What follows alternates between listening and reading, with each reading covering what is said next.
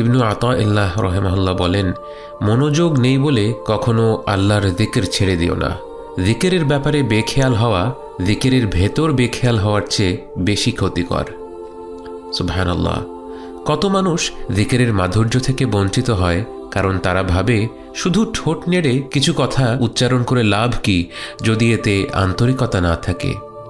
এই ব্যাপারটিকে একটি আধুনিক পার্সপেক্টিভ মনে হলেও ঠিক এই চিন্তাধারাকে উদ্দেশ্য করেই 700 বছরেরও আগে ইবনু আতাইল্লাহ রাহিমাহুল্লাহ আমাদের উপদেশ দিয়েছিলেন, গাফলাতাকা আন ওয়ুজুদি যিকরিহি আশাদ্দু মিন গাফলাতিকা ফি ওয়ুজুদি যিকরিহি। জিকিরের ব্যাপারে বেখেয়াল হওয়া জিকিরের ভেতর বেখেয়াল হওয়ার চেয়ে বেশি ক্ষতিকর। আপনি যখন জিকিরের জগতে প্রবেশ করবেন, এর মাধুর্যের স্বাদ পেয়ে যাবেন, আপনি তা কোনো দিন ছাড়বেন না।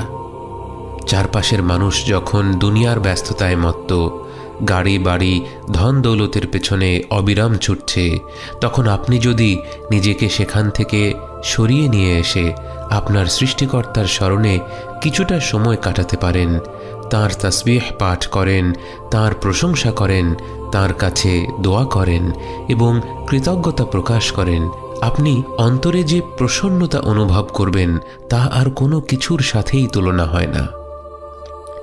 ভেবে দেখুন, এই পৃথিবীতে আপনি টাকা পয়সা দিয়ে সবচেয়ে আনন্দদায়ক কোন জিনিসটা কিনতে পারবেন? এবার কল্পনা করুন, ফজরের নামাজের পর যখন ধীরে ধীরে পূর্বাকাশে সূর্যের কোমল আভা ছড়িয়ে পড়ছে, পাখিদের কলতানে মুখরিত হয়ে উঠেছে প্রকৃতি, এক অপার্থিব স্নিগ্ধতা ছেয়ে আছে চারিপাশে, আর আপনি একাকী বসে আপনার রবকে স্মরণ করছেন। সুবহানাল্লাহ, আলহামদুলিল্লাহ, লা ইলাহা ইল্লাল্লাহ, আল্লাহু আকবার। বাহ্যিক কোনো কিছুর সাথেই কি এই অভিজ্ঞতার তুলনা হয়? অথচ এই আমলগুলো সবাই করতে পারে না।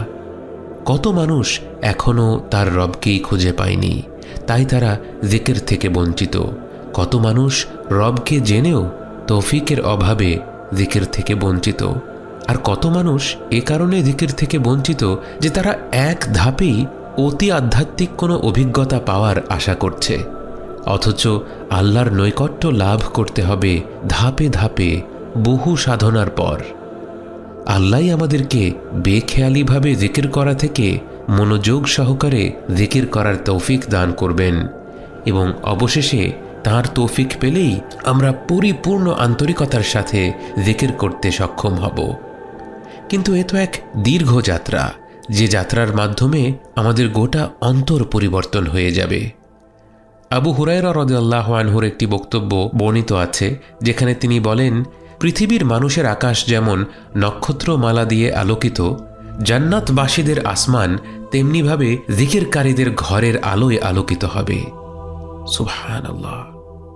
ওমর বিন আবদুল্লাহ আল মাদানী রাহিমাহুল্লাহ বলেন, কিয়ামতের দিবসে যখন মানুষ প্রতিটি আমলের প্রতিদান দেখতে পাবে, তারা জিকিরের চেয়ে বেশি সওয়াব আর কোনো কিছুতে দেখতে পাবে না, এবং মানুষ তখন আফসোস করে বলবে, জিকিরের চেয়ে সহজ আর কী বা ছিল?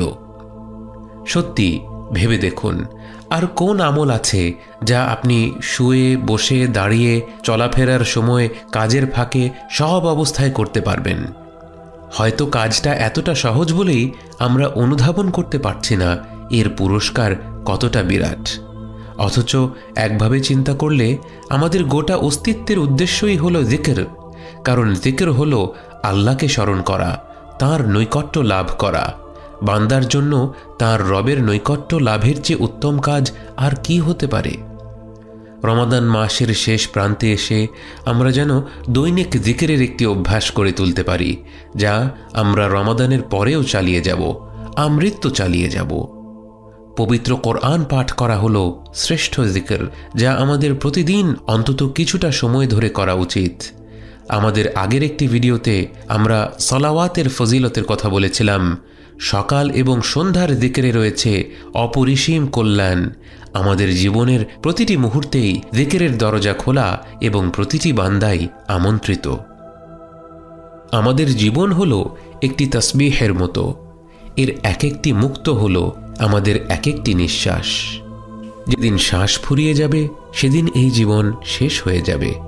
এই সীমিত নিঃশ্বাসগুলোকে আল্লাহর যিকিরের মতো মহিমান্বিত আমলের পেছনে ব্যয় করার চেয়ে উত্তম আর কিছু কি হতে পারে?